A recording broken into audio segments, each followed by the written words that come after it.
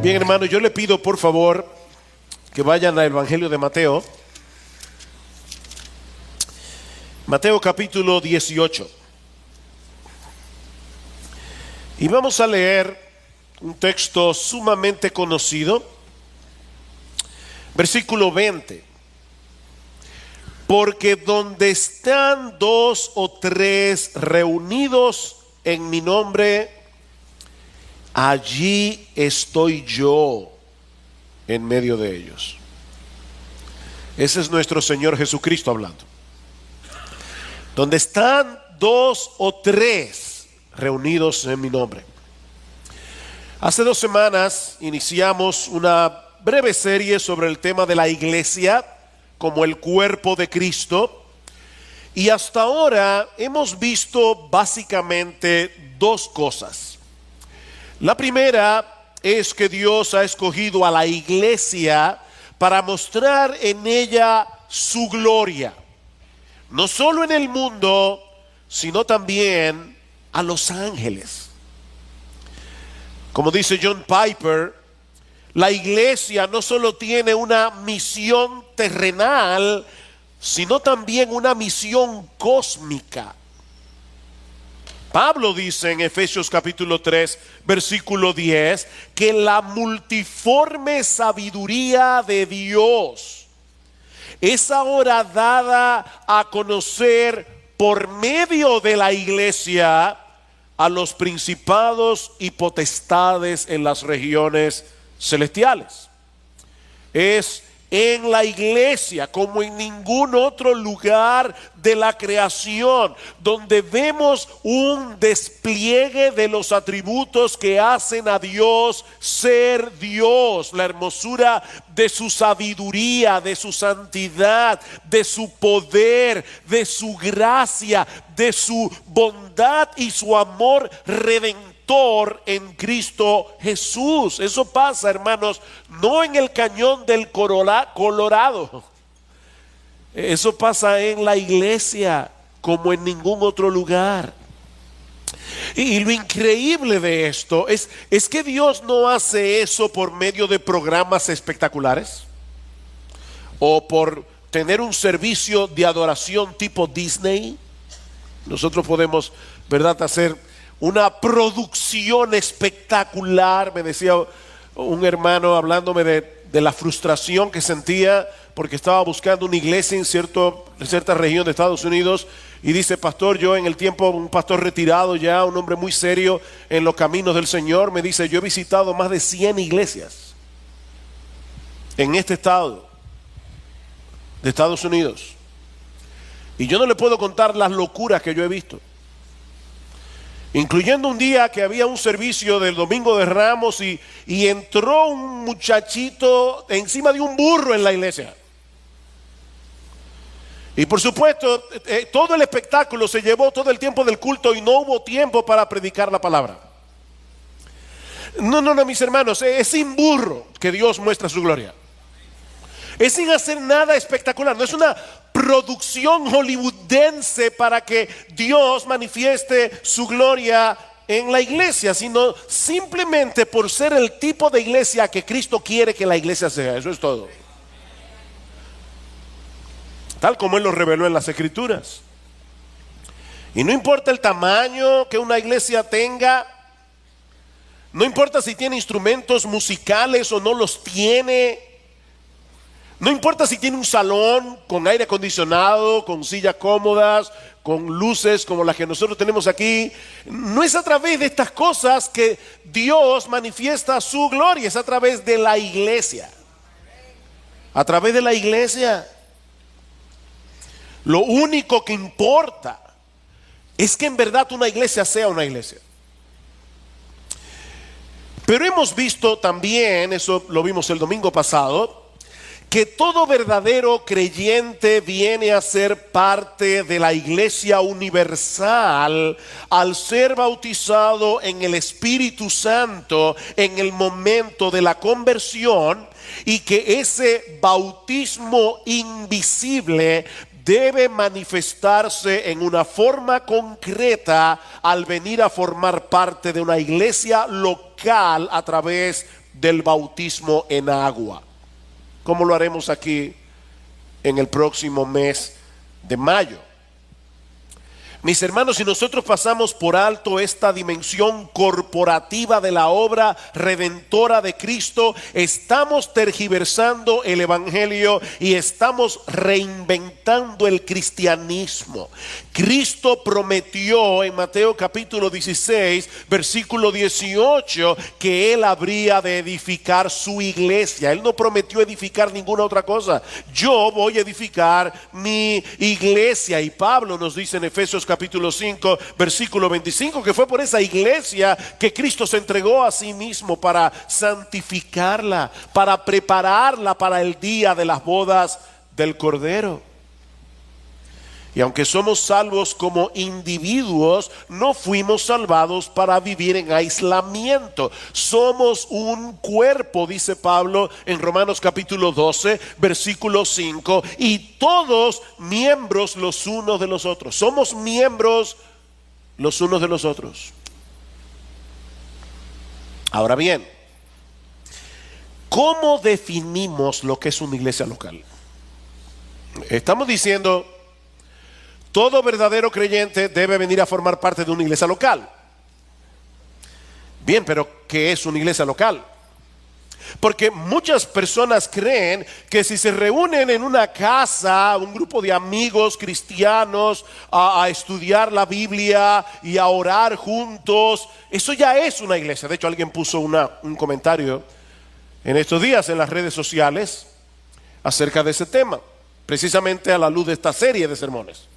Y decía: yo no necesito ir a una iglesia como esta, con que me reúne en mi casa está bien. ¿Acaso no dice el Señor Jesucristo en el texto que leímos hace un momento en Mateo 18, 20, que donde estén 2 o 3 congregados en su nombre, allí está Jesús en medio de ellos? Mis hermanos, ¿hay alguna diferencia entre un grupo de cristianos que se reúnen de manera informal a estudiar juntos las Escrituras sin ningún tipo de compromiso vinculante? ¿Hay alguna diferencia entre ese tipo de grupos y una iglesia local? En otras palabras, y aquí está el título de mi sermón: ¿qué es lo que hace que una iglesia sea una iglesia? ¿Alguna vez han preguntado eso? ¿Qué hace que una iglesia sea una iglesia? Ahora, noten, mis hermanos, que la pregunta no es ¿para qué existe la iglesia? O ¿qué es lo que se supone que deberíamos hacer como iglesia? Lo que llamaríamos la misión de la iglesia. No, yo no voy a entrar en ese tema, hermanos. Y es importante para que nadie se sienta frustrado y después diga: no se habló del evangelismo, no se habló de tal cosa. No, hermanos, yo no voy a hablar de lo que la iglesia debe hacer, sino de lo que la iglesia debe ser. Esa es la pregunta. ¿Cuáles son los elementos que hacen que un grupo de personas vengan a ser una iglesia? Ahora, antes de responder esta pregunta, permítanme tomar unos minutos para corregir algunas nociones equivocadas que muchas personas tienen de lo que una iglesia es. Porque si tenemos un prejuicio, ese prejuicio, esas presuposiciones equivocadas se van a convertir en un obstáculo para que nosotros podamos recibir las enseñanzas de esta mañana. Así que permítanme corregir algunas nociones equivocadas de lo que es una iglesia. Por ejemplo, la iglesia no es un edificio.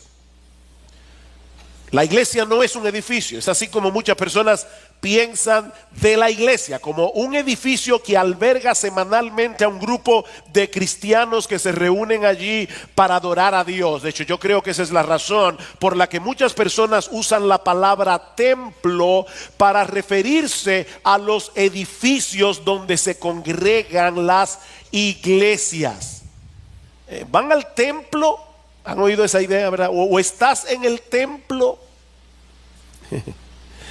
No, mis hermanos, en el Nuevo Testamento se nos enseña claramente que el templo de Dios del nuevo pacto no está hecho de bloques de piedras y de cemento, sino de piedras vivas, de hombres y mujeres que han sido salvados por la gracia de Dios, edificados sobre la piedra angular que es nuestro Señor Jesucristo. Escribiendo a los Corintios, Pablo les pregunta: ¿no sabéis que sois templo de Dios y que el Espíritu de Dios mora en vosotros? Si alguno destruyere el templo de Dios, Dios lo destruirá a él, porque el templo de Dios, el cual sois vosotros, santo es. 1 Corintios 3, 16 al 17. El templo de Dios, que sois vosotros. Mis hermanos, nosotros somos el templo que se congrega en este edificio, mañana y tarde. Pero cuando concluye este servicio de adoración y cada uno se vaya a su casa a almorzar, ¿saben qué? El templo de Dios ya no estará aquí. El templo de Dios se fue. Y este lugar no será más sagrado que lo que pudiera ser cualquier otro lugar. Así que la iglesia no es un edificio. Tampoco es un conjunto de actividades religiosas como el servicio de adoración que celebramos en este lugar los domingos en la mañana y en la tarde. En otras palabras, esta iglesia no viene a la existencia a las 11 de la mañana y deja de existir a las 12:30. Para volver a existir de nuevo a las 6. No, ese no es el concepto que la Biblia nos da de lo que es una iglesia. Nos congregamos como iglesia los domingos por mandato de Dios, como veremos en un momento, pero somos miembros de este cuerpo local 24/7. No solo los domingos. Y tenemos la responsabilidad de poner nuestros dones en operación en diferentes contextos y no solamente dentro de las 4 paredes de este lugar. Yo creo que ese es el problema que muchos tienen para poner sus dones en operación.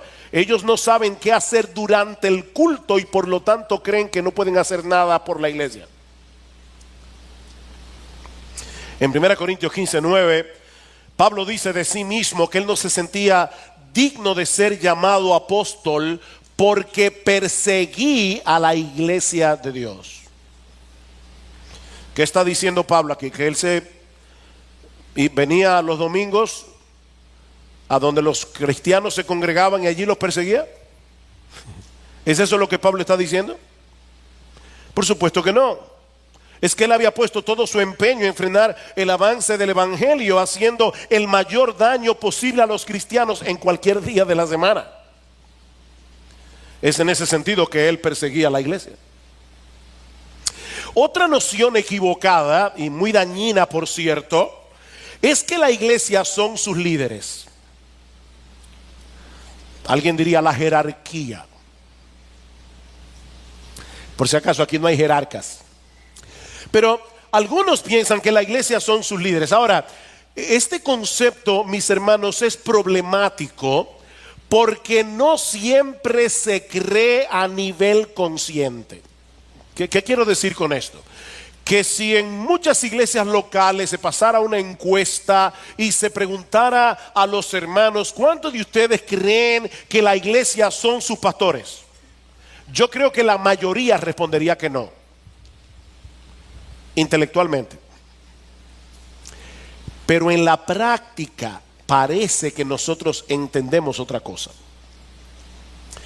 Por ejemplo, si un miembro de la iglesia no anda bien, muchos presuponen que los pastores son los responsables de lidiar con ese asunto. Piénsalo y sé honesto. Y si esa persona finalmente termina apartándose del Señor, es probable que muy pocos de los miembros se sientan responsables de eso. Los pastores debieron ponerle más atención a ese caso y no lo hicieron. Ahora, ¿es esa la forma como el Nuevo Testamento habla de la iglesia? Por supuesto que no. Los pastores y diáconos tienen una función particular dentro de la iglesia, pero ellos no son la iglesia. Brevemente algunos textos. Romanos capítulo 15, versículo 14. Romanos capítulo 15, versículo 14. ¿Qué dice el apóstol Pablo allí? En cuanto a vosotros, hermanos míos, no pastores, hermanos míos, yo mismo estoy también convencido de que vosotros estáis llenos de bondad, llenos de todo conocimiento y capaces también de amonestaros los unos a los otros. Mira, mi hermano, si tú tienes un tiempo aquí en esta iglesia, yo espero que con todos los sermones que tú has escuchado, en un año, en dos, en tres, tú estás capacitado para amonestar a otro, ¿no es así? Tesalonicenses, primera Tesalonicenses capítulo 5. Y este texto es interesante porque en los versículos 12 y 13 habla de los pastores, de la labor de los pastores. Pero luego dice en el versículo 14, y os exhortamos, hermanos, a que amonestéis a los indisciplinados, animéis a los desalentados, sostengáis a los débiles y seáis pacientes para con todos. Os rogamos, hermanos, que hagan eso. Y ustedes conocen el texto de Efesios 4 que se cita tan frecuentemente en esta iglesia. Cristo ha dado pastores y maestros para equipar a los santos, para que los santos hagan la obra del ministerio. Así que, mi hermano, cuando un creyente de esta iglesia te visita en la clínica, lo está haciendo como un miembro de este cuerpo. Es la iglesia la que está allí, en ese hermano, personificada en ese hermano. O cuando alguien te da un consejo o una amonestación, o cuando alguien te sirve en un momento de necesidad. De manera que si por alguna razón providencial alguno de tus líderes no estuvieron cerca de ti en un momento de dificultad, eso no quiere decir necesariamente que la iglesia estuvo lejos. Déjame repetir eso otra vez. Eso quiere decir que si en algún momento providencial donde tú tuviste problemas, algunos de tus líderes no estuvieron allí, eso no quiere decir necesariamente que la iglesia estuvo lejos, porque la iglesia no son los líderes, la iglesia no son los pastores. Déjame hacerte otra pregunta y te pido por favor de nuevo que respondas con toda sinceridad. Como diría alguien, delante del tribunal de tu conciencia. ¿Qué pasaría si llamaras a nuestras oficinas para pedir una cita porque tú necesitas consejo en algún área de tu vida y los pastores asignaran a un miembro común y corriente de esta iglesia que se ocupe de tu caso, porque ellos entienden que esa persona está capacitada, está equipada con los dones necesarios para atender tu caso? ¿Cómo te sentirías? Porque los textos que nosotros citamos hace un momento dan a entender que la iglesia funciona en la práctica cuando cada uno pone sus dones en operación para beneficio de los demás. ¿Saben cuál es nuestra función? Equiparlos a ustedes para que lo hagan bien. Efesios 4:11. Ahí están los pastores y maestros para equipar a los santos, para que los santos hagan la obra del ministerio. Y eso me lleva a otra pregunta un poquito más complicada. Complicada no porque sea difícil de entender, sino por lo dolorosa que puede ser la respuesta. ¿Qué pasaría si vienes a congregarte un domingo en la mañana y te encuentras con la desagradable sorpresa de que el pastor al que le tocaba predicar ese domingo no vino? No por ninguna razón, simplemente porque no quiso venir. Yo como que estoy cansado hoy, así que me voy a quedar en casa. Y de repente tú estás aquí esperando el culto y dices, hermano, perdonen, pero resulta que el pastor Sugel no vino hoy. ¿Y qué le pasó? ¿Está enfermo? No, que él decidió que era Semana Santa y que no. Él está en su casa celebrando el domingo de resurrección. Ok, ¿cómo tú reaccionarías a eso? Yo supongo que tú lo verías como algo escandaloso porque realmente es escandaloso. Ok, aquí viene la pregunta del $1.000.000.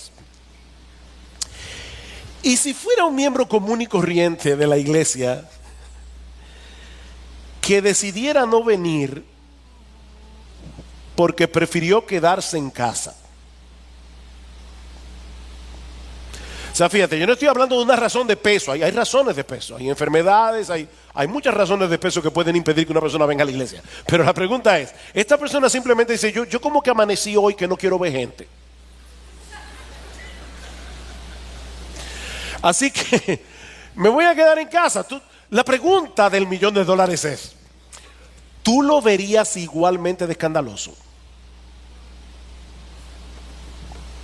Yo sospecho que no. Yo sospecho que muchos no perciben como una falta grave que un miembro decida dejar de congregarse un domingo en la iglesia. ¿Saben por qué? Porque no acabamos de entender que ningún miembro es más miembro que los demás. Hermano, porque yo soy pastor, yo no soy más miembro de esta iglesia que tú. Yo simplemente tengo una función diferente. Pero tú y yo somos igualmente miembros de esta iglesia. Todos tenemos la responsabilidad de congregarnos en el día del Señor.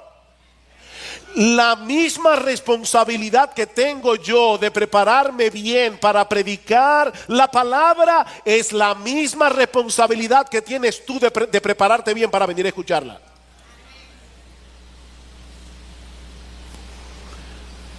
La boca necesita oídos que lo escuchen. Así como se necesitan manos y pies para poner la palabra por obra. De lo contrario, el cuerpo no está funcionando como un cuerpo. ¿Ven, hermanos, cómo esos conceptos equivocados nos dañan? No nos permiten ver y entender lo que una iglesia es.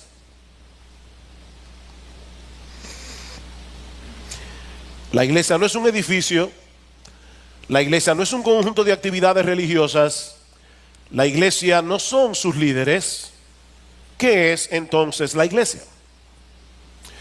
Bueno, nuestra palabra iglesia proviene del griego eclesía. Y es interesante porque ese término no se lo inventó el Nuevo Testamento. Ese término se usaba en el griego secular para referirse a una asamblea, a un grupo de ciudadanos convocados a reunirse como asamblea para administrar los asuntos cívicos de la comunidad. La palabra eclesía viene de una palabra compuesta que significa los llamados o convocados a venir fuera de, para reunirse en un lugar. Esa es la idea de la palabra eclesía. Así que detrás de la palabra eclesía o iglesia está el concepto de una asamblea convocada con un propósito y que posee cierto grado de autoridad. Ustedes recuerdan lo que sucedió en Hechos 19 cuando se armó una revuelta en contra de Pablo en la ciudad de Éfeso por la protesta de aquellos que adoraban a la diosa Diana. ¿Recuerdan eso?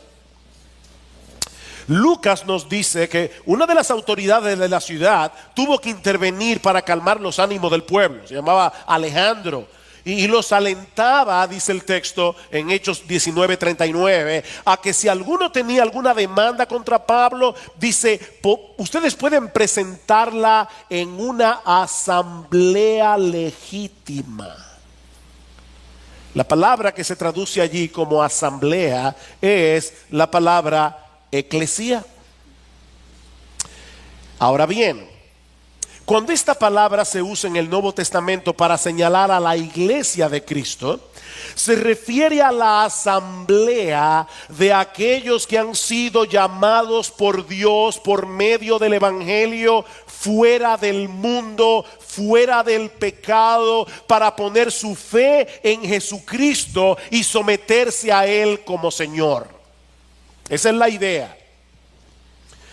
Mis hermanos, la iglesia es una asamblea convocada por Dios mismo.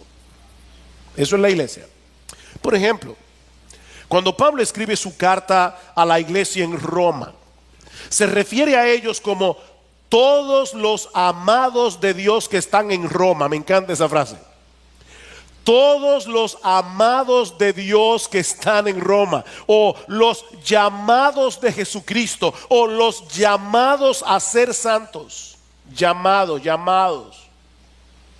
Y en un tono similar, Pablo dirige otra carta a la iglesia de Dios que está en Corinto, a los que han sido santificados en Cristo Jesús, llamados a ser santos, con todos los que en cualquier parte invocan el nombre de nuestro Señor Jesucristo, Señor de ellos y nuestro. Esta carta fue dirigida a una iglesia que se congregaba en un lugar específico, la iglesia de Dios que está en Corinto, con su membresía específica y de hecho con una problemática peculiar, que fue lo que movió a Pablo a tratar los temas contenidos en la carta a los Corintios. Ahora, no sé si se dieron cuenta, pero Pablo reconoce la realidad de que esta iglesia local también pertenecía a un cuerpo más amplio de creyentes. ¿Se dieron cuenta? Pablo dice a los que están en Corinto, pero dice también con todos los que en cualquier parte invocan el nombre de nuestro Señor Jesucristo, Señor de ellos y nuestro. La iglesia local y la iglesia universal presentadas una al lado de la otra en un mismo pasaje. De hecho, casi al final de la carta, en 1 Corintios capítulo 16, versículo 19, Pablo escribe a los corintios, escuchen esto: las iglesias de Asia os saludan. Ven, iglesias locales, las iglesias de Asia. Y luego dice: Aquila y Priscila con la iglesia que está en su casa os saludan muy afectuosamente en el Señor. Esta era una iglesia que se reunía en una casa, pero era una iglesia. ¿Cómo definimos entonces lo que es una iglesia local? Bien, tomando como punto de partida una definición de John Piper, podemos decir que la iglesia local, y no se amedrenten al escuchar la definición, cuando tú tienes un filete de 12 onzas, la mejor manera de comértelo es cortándolo en pedazos. Bueno, no te preocupes que yo voy a cortar el filete, pero déjame presentarte el plato. Está bien, no te amedrentes, que no te vas a turugar. Ok. ¿Qué es una iglesia local?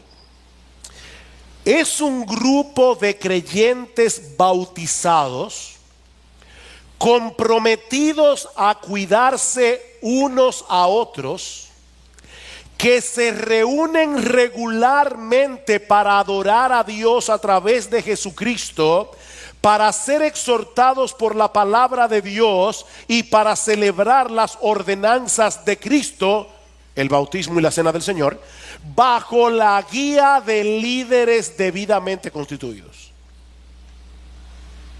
Eso es una iglesia local. Puede ser grande, puede ser pequeña, puede estar en un edificio, puede estar en una casa. Pero ¿qué es una iglesia? Es un grupo de creyentes bautizados, comprometidos a cuidarse unos a otros, que se reúnen regularmente para adorar a Dios a través de Jesucristo, para ser exhortados por la palabra de Dios y para celebrar las ordenanzas de Cristo bajo la guía de líderes debidamente constituidos. Hay otras cosas que pudiéramos decir acerca de la iglesia local, pero yo creo que esta definición contiene algunos de los elementos esenciales de lo que una iglesia es.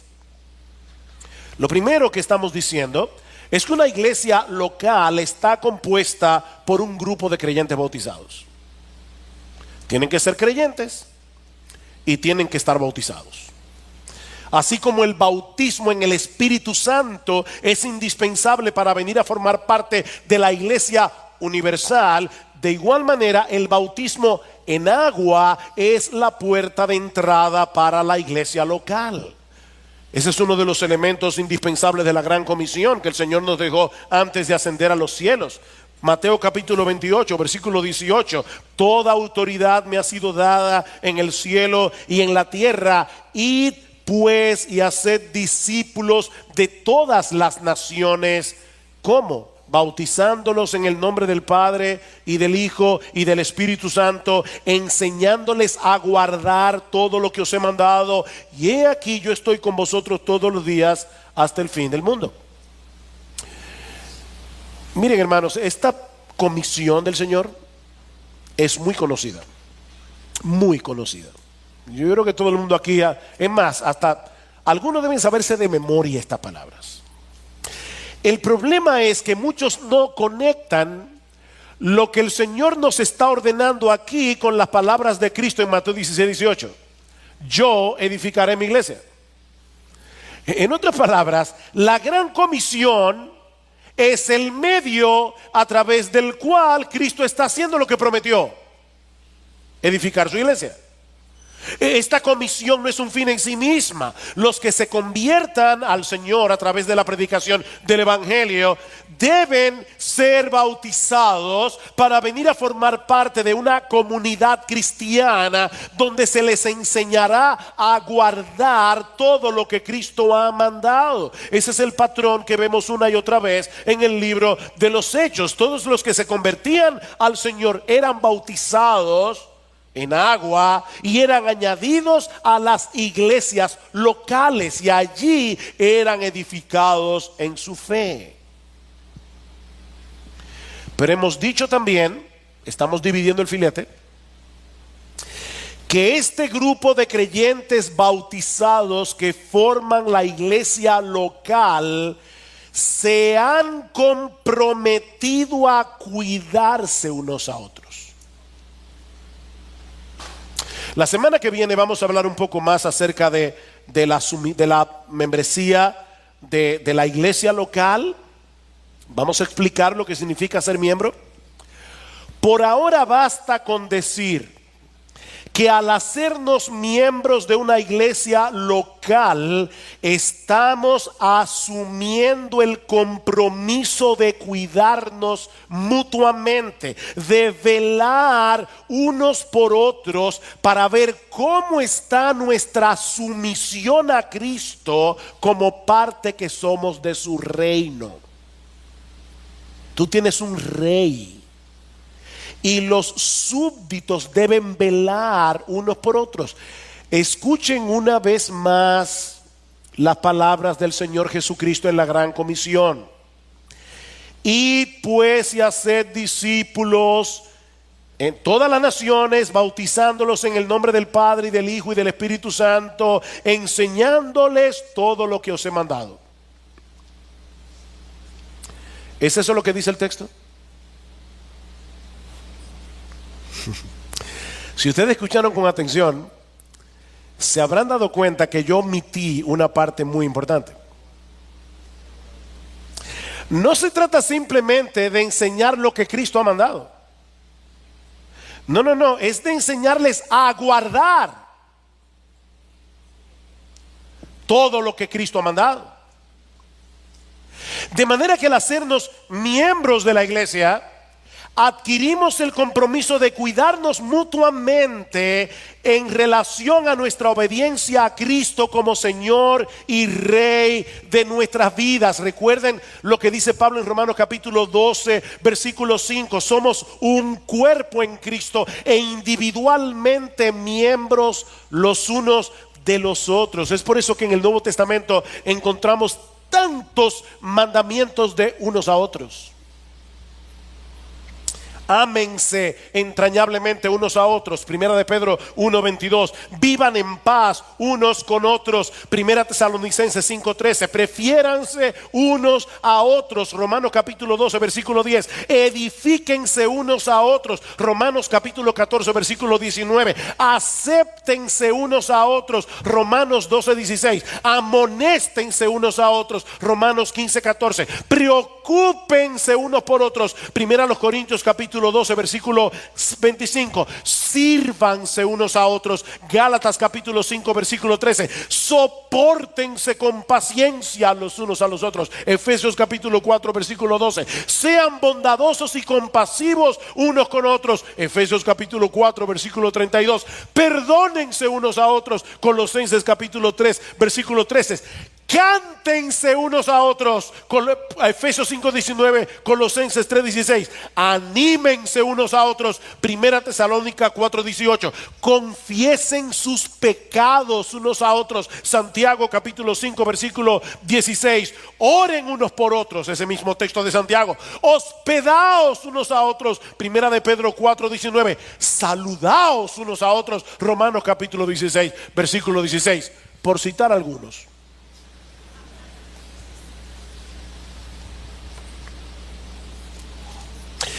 ¿Y saben lo interesante? Todas esas exhortaciones se encuentran en cartas del Nuevo Testamento que fueron enviadas ¿a quiénes? A iglesias locales. Esa es la iglesia local donde se debe practicar esto. Mis hermanos, esto nos hace ver claramente la responsabilidad que somos como parte de un mismo cuerpo. Citamos al principio Mateo capítulo 18 versículo 20, donde estén 2 o 3 congregados en mi nombre, allí estoy yo en medio de ellos. ¿Saben cuál es el problema? Que nosotros vemos ese texto fuera de contexto. No, mira, si nos reunimos 2 o 3 en casa el miércoles y estudiamos la Biblia y oramos juntos, que hay una iglesia porque Cristo lo dijo. No, mi hermano, léete el texto completo, porque el texto comienza antes. En Mateo capítulo 18 versículo 15 dice el Señor: si tu hermano peca contra ti, ve y repréndele estando tú y él solo. Si te oyere, has ganado a tu hermano. Si no te oyere, ve con 2 o 3, para que en boca de 2 o 3 conste toda palabra. Si los oyere a ellos, bien. Si no los oyere a ellos, que son representantes de la iglesia, entonces dilo a la iglesia. Ven públicamente y díselo a la iglesia, a un cuerpo particular de cristianos, a un grupo de creyentes bautizados que componen una iglesia local. Y si él no oye a la iglesia, tenle por gentil y publicano. En otras palabras, vas a tener que excluir a esa persona de la membresía de la iglesia. Van a tener que retirarle la aprobación, o como decíamos una vez en una asamblea anual, tenemos que quitarle el pasaporte que lo cualifica como miembro de una de las embajadas del reino de Cristo en la tierra.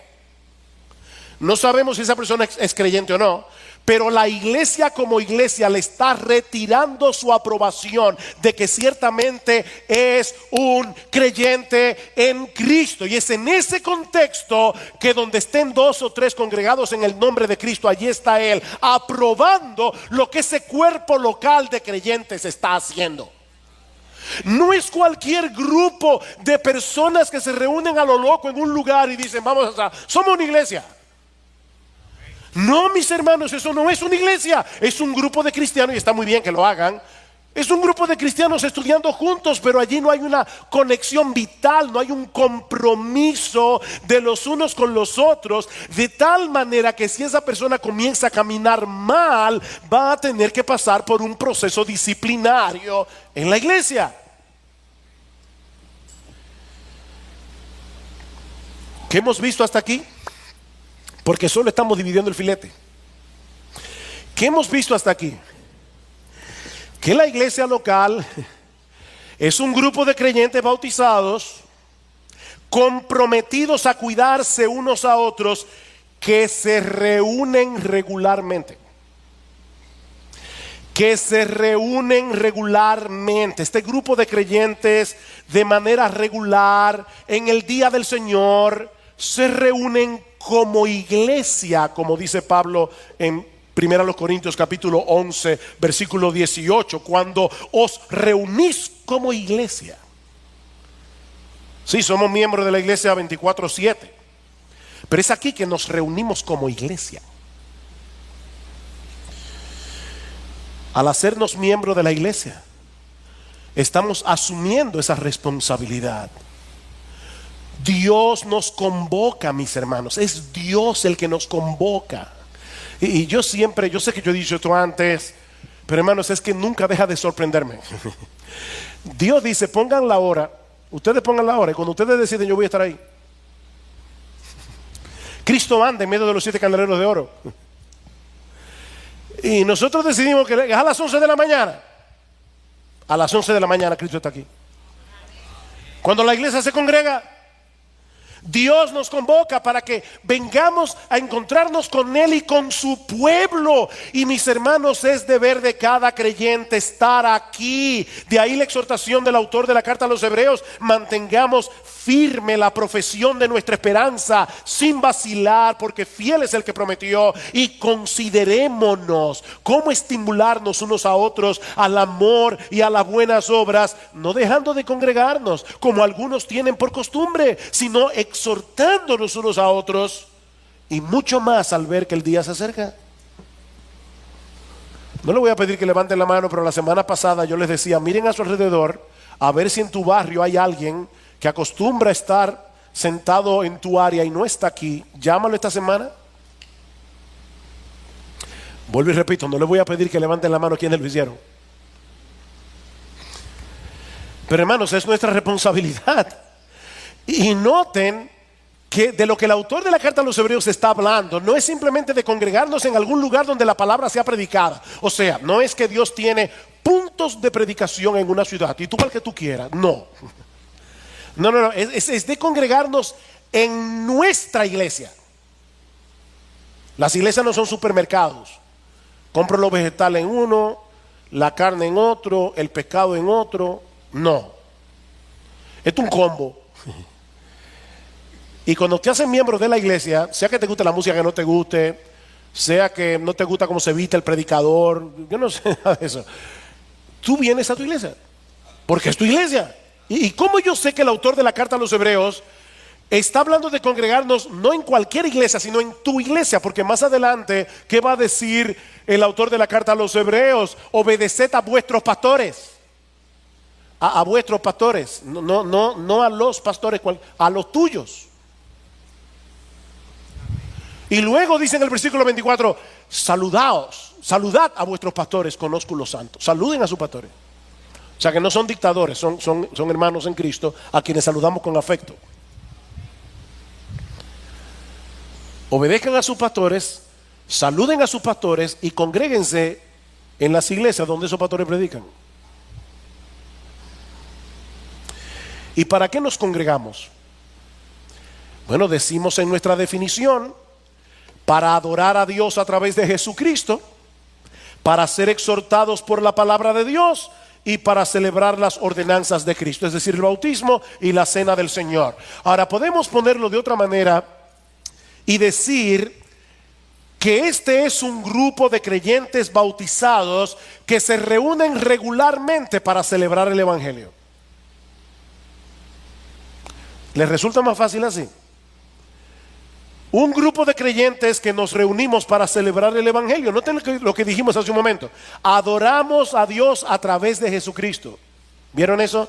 Adoramos a Dios a través de Jesucristo. Es decir, reconociendo que de no haber sido por nuestro amado, glorioso, hermoso, bendito Señor y Salvador, no podríamos acercarnos a Dios con confianza, como dice el autor de la carta a los Hebreos. Es por Él. Nosotros adoramos a Dios a través de Jesucristo. Y en 1 de Pedro capítulo 2 versículo 5 dice que nosotros venimos como un reino de sacerdotes a presentar nuestros sacrificios espirituales, nuestras ofrendas, nuestros cánticos.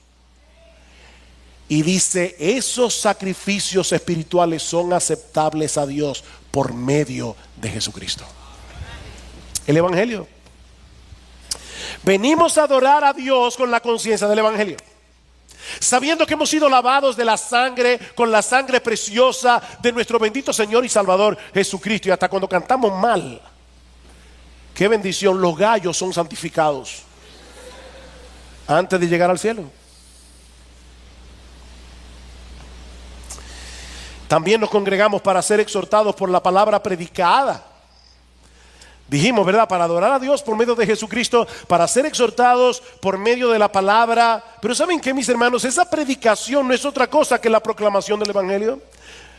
Me propuse, dice Pablo en 1 Corintios capítulo 2, versículo 2, me propuse no saber entre vosotros cosa alguna, sino a Jesucristo y a este crucificado. ¿Saben cuál es nuestro deber como predicadores y como pastores? Llevarlos a Cristo a través del Evangelio.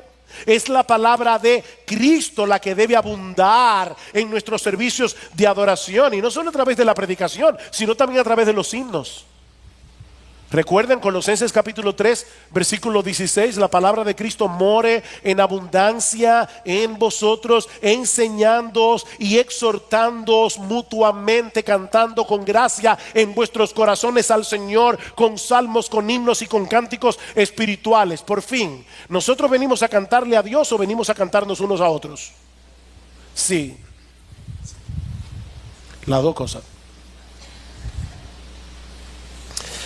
Venimos a cantar el Evangelio. Miren, hermanos, por más entretenido que sea un himno, si no tiene el Evangelio como centro, no merece ser cantado. Nosotros venimos a predicar el Evangelio, nosotros venimos a cantar el Evangelio, y de igual manera toda iglesia verdadera celebra regularmente las ordenanzas del Señor, que no son otra cosa que representaciones visibles del Evangelio. Por medio de la cena del Señor, que celebraremos esta tarde, recordamos su muerte en la cruz.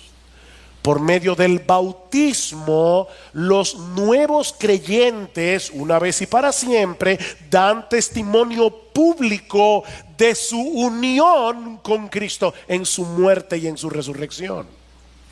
Así que las ordenanzas, el bautismo y la cena del Señor no son más que representaciones del Evangelio. Nos congregamos en torno al Evangelio, nos congregamos para celebrar el Evangelio. Pero hay un elemento más que veremos mucho más brevemente. Ven que no es tan sencilla la cosa como que es una iglesia local. ¿Qué es una iglesia local? Es un grupo de creyentes bautizados, comprometidos a cuidarse unos a otros, que se reúnen regularmente para adorar a Dios a través de Jesucristo, para ser exhortados por la palabra de Dios y para celebrar las ordenanzas de Cristo bajo la guía de líderes debidamente constituidos. Cuando Pablo escribe su carta a los filipenses, la dirige a todos los santos en Cristo Jesús que están en Filipos, con sus obispos o pastores y diáconos. La palabra pastor, obispo, anciano se usa indiscriminadamente en el Nuevo Testamento para referirse al mismo oficio. Pastores, obispos, pero por favor no me llamen obispo, pero pastores, obispos, ancianos. ¿Qué dice en Efesios capítulo 4 versículo 11? Cristo dio pastores a su iglesia para que equipen a los santos para la obra del ministerio. Hay iglesias que no tienen pastor y no por eso dejan de ser iglesias. Es interesante. Una iglesia puede no tener pastor y ser iglesia. Ahora, si no tiene miembros, no es iglesia. Pero el hecho de no tener pastor no es el ideal. Eso es una deficiencia. ¿Qué le dice Pablo a Tito? En Tito capítulo 1 versículo 5, por esta causa te dejé en Creta para que corrigieses lo deficiente. ¿Y cuál era la deficiencia? Que no habían pastores. Para que tú coloques pastores en cada ciudad, así como yo te mandé. Tales iglesias que no tienen pastor deben orar al Señor de la mies para que envíe obreros a su mies, porque es la voluntad de Cristo que las iglesias locales funcionen como un cuerpo bajo la guía y dirección de un grupo de líderes llamados y dotados por Él para esa labor. Yo no sigo a hombres. Bueno, depende. Porque en la iglesia Cristo ha dado hombres, no manda ángeles, que somos imperfectos, para guiar a la iglesia, para liderar la iglesia, para equipar a la iglesia. Pero ya hablaremos de eso en otro mensaje. Por ahora, solo quiero traer unas palabras de aplicación. Hermanos, ¿qué tiene que ver todo esto con nosotros? Y quiero traer unas palabras de aplicación para 3 grupos que seguramente se encuentran hoy aquí sentados. En primer lugar, miembros de IBCJ. Quiero decirles algo a los miembros de IBCJ, a los miembros de esta iglesia o de cualquier otra iglesia que providencialmente se encuentre en medio nuestro hoy. Tal vez alguien vino de Semana Santa y está visitando un familiar aquí en la capital y se está congregando aquí. Bienvenido. A los miembros de la iglesia. En segundo lugar, quiero dirigirme a los que profesan ser cristianos pero no son miembros de ninguna iglesia. Y en tercer lugar, a aquellos que no pertenecen a ninguna iglesia simplemente porque no pertenecen a Cristo. 3 palabras de aplicación a los miembros de esta iglesia. Miembros de IBCJ, yo quisiera animarte en esta mañana a aprovechar lo que hemos escuchado hoy para renovar nuestros votos con Cristo, tu esposo, nuestro esposo, en cuanto al compromiso que hicimos al hacernos miembros de una iglesia. ¿No es verdad, hermano, que a veces vamos a una boda y escuchamos al predicador y lo que está diciendo no es nada nuevo? Sin embargo, nos ayuda a recordar las promesas que nosotros hicimos cuando nos casamos, ¿verdad? Delante de Dios y delante de los hombres. A veces uno llega a la casa y dice: ay, mi amor, mira, yo tengo que recordar mis votos otra vez. Bueno, yo quiero que tú renueves tus votos esta mañana. No con esta iglesia local, con Cristo. Porque es un voto que tú hiciste con Cristo al hacerte miembro de la iglesia, que es su cuerpo. Porque ser miembro de una iglesia es un gran privilegio. Es un gran privilegio, hermanos. Es allí donde Cristo manifiesta su gloria. Es aquí donde Cristo viene de manera especial. Es aquí donde Él opera en los creyentes. Es en la iglesia, porque la iglesia es su cuerpo. Pero es también una gran responsabilidad. Al venir a formar parte de una iglesia, estamos asumiendo un compromiso. Estamos asumiendo el compromiso de cuidarnos unos a otros. Estamos asumiendo el compromiso de congregarnos regularmente en el día del Señor. Estamos asumiendo el compromiso de someternos a las autoridades debidamente señaladas por Cristo como líderes de la iglesia. Y ahora yo te pregunto, ¿hay algunas cosas que tú debes corregir en tu vida como miembro que eres de una iglesia? Porque de verdad, hermanos, estar en la lista de membresía de una iglesia local y al mismo tiempo no tener el compromiso de cuidarnos unos a otros, congregarnos regularmente, someternos a nuestros pastores, como dice en Hebreos capítulo 13, versículo 17. Si no tenemos ese compromiso, ¿de qué sirve estar en la lista de membresía?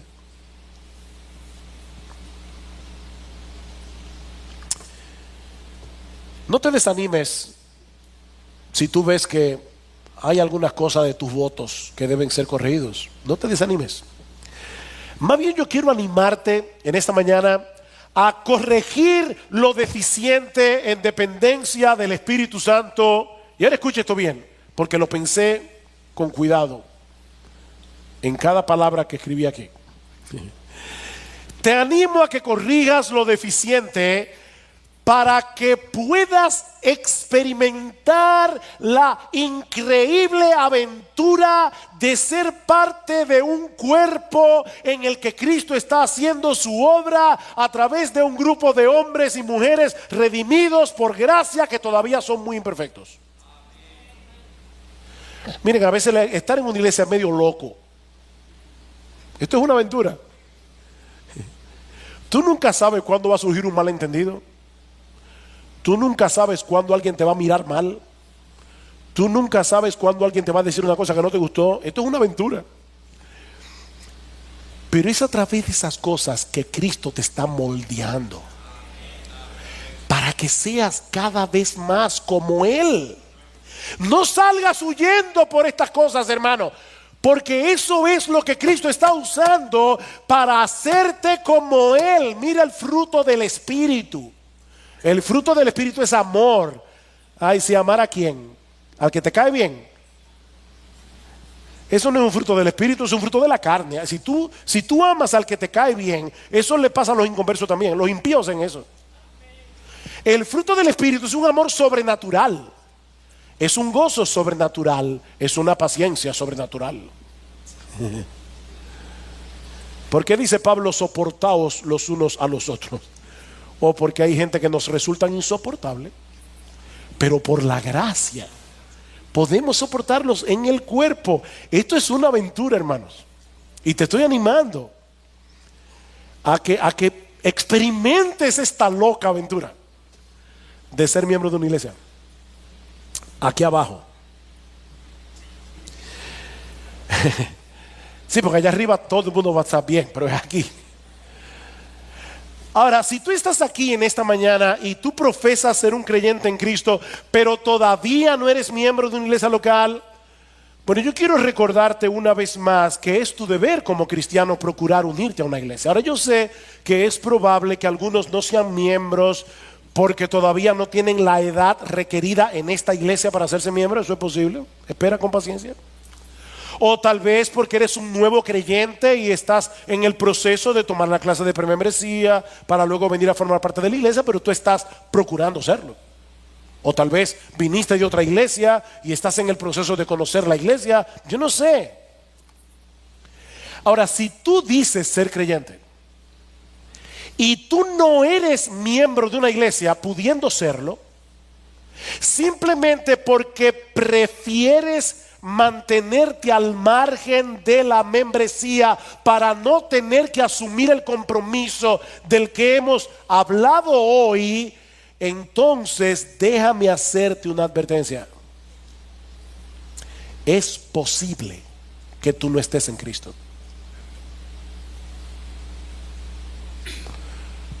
Tú debes cuestionarte en cuanto a la realidad de tu fe en Cristo. Porque estar en Cristo es estar en su cuerpo, y su cuerpo es la iglesia. Como bien ha dicho alguien, es imposible estar en Cristo y no pertenecer a otros. Un cristiano, por definición, posee una conexión con otros cristianos y es responsable de ellos. Tú no puedes profesar a Cristo y evitar a su pueblo. Eso es imposible. Y si tú estás aquí en esta mañana y todavía no has venido a Cristo en arrepentimiento y fe, mi amigo, mi invitación en este día no es que vengas a ser miembro de esta iglesia. No. Mi invitación es que vengas a Cristo. Es que vengas a Cristo. Que vengas a Él clamando por perdón y misericordia, reconociendo que en ningún otro hay salvación, como dice Pedro